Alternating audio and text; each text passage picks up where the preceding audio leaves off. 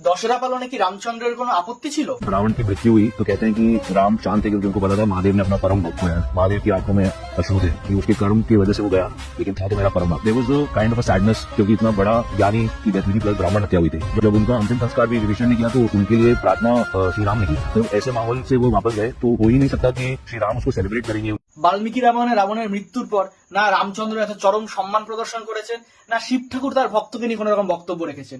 এই জিনিসটা পুরোটাই ওনার রাবণ চরিত্রকে জাস্টিফাই করা।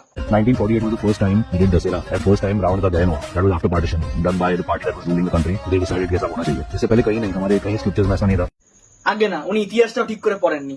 কারণ দশেরার প্রাচীনতম নিদর্শন পাওয়া যায় বিজয়নগর রাজাদের আমলে, অর্থাৎ চতুর্দশ থেকে পঞ্চদশ শতাব্দীর আশেপাশে। এরপর দাক্ষিণাত্যে সুলতানি আমলের সময় এই প্রথাটির কিছুটা অবসান ঘটে এবং এরপর 1610 সালে প্রথম জাঁকজমকপূর্ণ দশেরা বা রাবণ দহন পালিত হয় কর্ণাটকের মাইসোরে, যেখানে ওয়াদিয়ার বংশের রাজা প্রথম ওয়াদিয়ার শ্রীরঙ্গপট্টমে নিজের রাজধানী স্থানান্তরিত করেন এবং এই সময় ঐতিহাসিক এবং আনুষ্ঠানিকভাবে প্রথম দশেরা পালিত হয় ভারতবর্ষের ইতিহাসে।